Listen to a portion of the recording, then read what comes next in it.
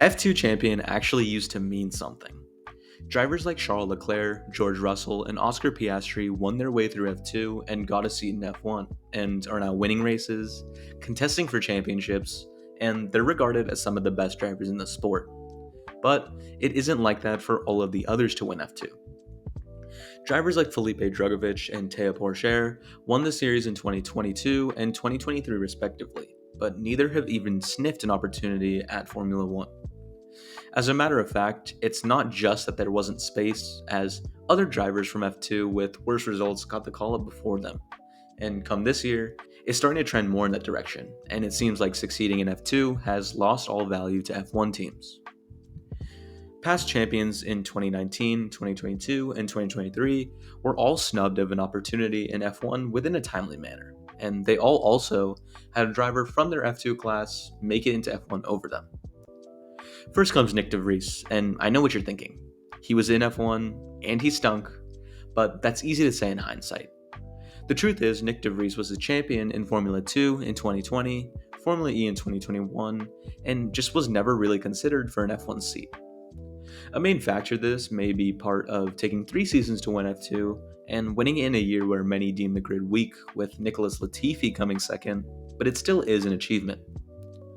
His only rumors to actually getting a seat came with the fact that he was in the Mercedes Academy and was linked to a move to Williams in 2022, but Alex Albon made his return instead.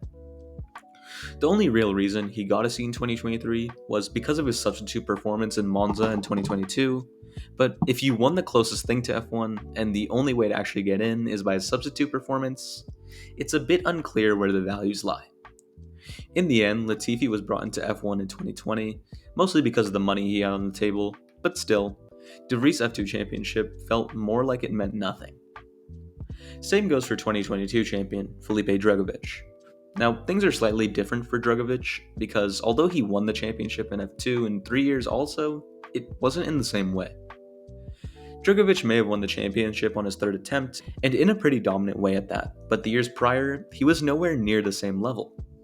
He finished 8th and 9th in the championship in both those years, with 3 race wins in 2020 and none in 2021, but regardless, he was still a champion. A big reason as to why many people question Drugovich's title and the validity of him moving to F1 has more to do with backing. Many of these other drivers that make the jump have academy support from a team, or at least were at some point in their career, but Drugovich had none of that. He was only signed to the Aston Martin development program 2 days after winning the F2 championship, and if there's a place to be at an academy, Aston Martin's probably the worst. It goes without saying, as long as Lance Stroll stays at Aston Martin, they're not going to put a rookie beside him, and they'll opt for a bigger veteran name like they have in the past with Sebastian Vettel and Fernando Alonso. Anyways, even though Drugovich did win it all in 2022, there was a driver that made the jump to F1 that year, and it wasn't him, and that was Logan Sargeant. Logan Sargeant was a rookie and finished 4th in the championship, which is pretty impressive. But one thing I will note is that his F2 result felt less valuable. Ever since he won the feature race in Silverstone, it seemed that his academy team Williams wanted Sargeant to be in their second driver slot, and for the rest of the season, his results felt more like a bid for super license points than actually achieving a high result in the championship. Obviously, it goes without saying that those two are achieving the same thing with scoring points, but it wasn't done in the same way. Sargeant raced conservatively to stay in the points and didn't take many risks, which is what these drivers should be doing to show their talent for F1, but it sort of minimized the need for placing a lot higher.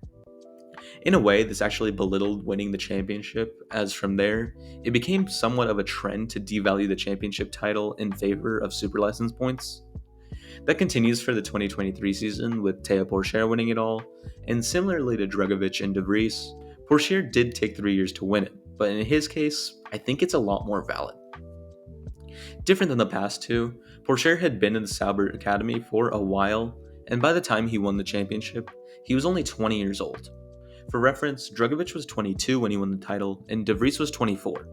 I think 3 years in F2 is a lot more valid when you started when you were 18, and broke records for youngest race winner and pole sitter.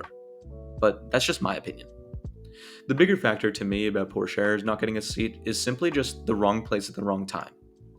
Pourchaire was in the Sauber Academy since 2019, and at the time he was most ready for F1 was when the team got sold to Audi. Since then, Sauber had less input, and Pourchaire got phased out in favor of Bortoleto this year, which was his last ever opportunity to really make it to F1 with Sauber. The more unfortunate part to me is that Drugovich and De Vries have had success in reserve driver roles, and WEC, and now Formula E, but Theo Pourchaire has gotten screwed over even more. If you're unfamiliar with what went on in IndyCar last year, McLaren needed a substitute driver for David Malukas, who broke his hand before the season started, and that substitute role ended up being a full-time drive for the rest of the season when Malukas was dropped before even getting in the car. Sub-duties were split between Pourchaire and Callum Ilott, which Pourchaire left his seat in Super Formula to pounce on the opportunity in IndyCar.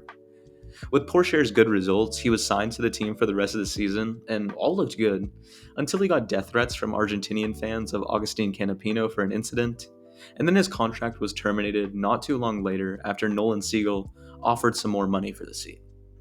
Basically, in a couple months, Pourchaire left Super Formula midway through the season, did well in IndyCar, got a full-time contract, then made a mistake and got death threats on social media, and then was dropped and left with nowhere to go. Kinda crazy if you ask me. Anyways, when it comes to F2, no other F2 drivers from 2023 got a seat in the same season, but Jack Doohan did after a year of reserve duties, and that was obviously very long-lived. But in general, it seems like winning doesn't guarantee anything in recent years, and teams value their academies much more, and see F2 as a place for super license points rather than proving yourself. Take this past year, for example. Out of this year's 6 rookies, 4 competed in F2 last year.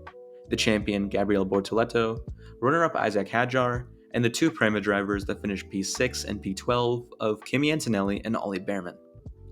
Now when you see the championship results, you would think that Bortoleto and Hadjar were the ones who were clear-cut to join F1, but in reality, they were more of the fringe guys. Behrman's announcement came on July 4th of 2024, the first of the bunch, when at the time he only had 28 points in F2. The large justification for that is that he had an F1 appearance in Jeddah already and proved himself there, but at the end of the day, considering how vital F2 was in the past, you would expect his results to be a bit higher. The second of the drivers to be announced was the second lowest finisher of the 4, Kimi Antonelli, which even though the announcement was made at the end of August, it was made clear that that was going to be the move to be made long before then, with Toto Wolff moving him from Freka to F2.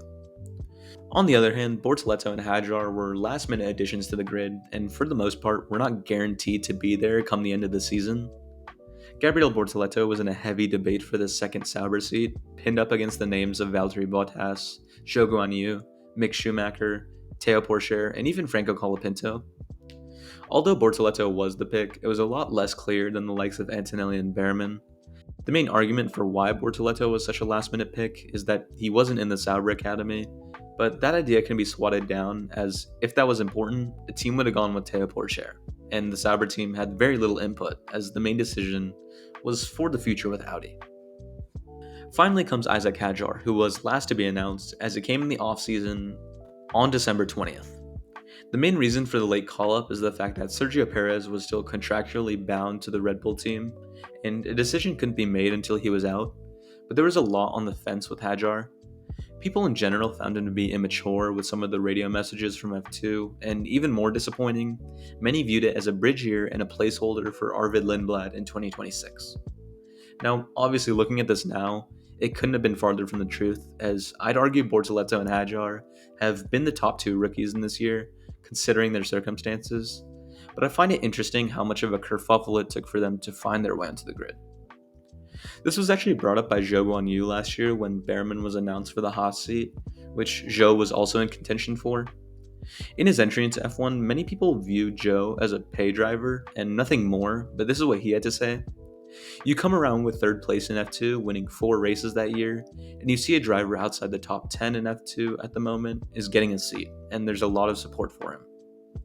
Now, while it is true that Zhou brought in a lot of funds, a lot of it had to do with him being from a big country that was underrepresented in F1. So that's where a lot of the sponsor money comes from. But it shows the double standard that people seem to have, simply by the way a driver is portrayed by the F1 fan hive mind. Transitioning into this season, by the looks of it, the only F2 drivers we've seen rumors of joining F1 next year are Alex Dunn and Arvid Lindblad, and as we get closer, Lindblad seems like the only one who actually is going to get the call-up. This was another one that almost seemed predetermined, as, like I said earlier, people saw Hadjar as a placeholder, and also, he's currently 7th in the championship. For reference, with 2 rounds left in the F2 season, the leader is last year's F3 champion Leonardo Fornaroli, and he has not even been mentioned in anything about next year in F1. Despite the potential to win F2 and F3 back to back like others have in the past, he hasn't even been approached by any F1 academies, and with the way it's going, it looks like it's time to pack his bags and head to Formula E. As a whole, F2's value to a driver seems to have just plummeted, and regardless of it being a strong gauge for talent in the past, F1 teams just don't seem to care.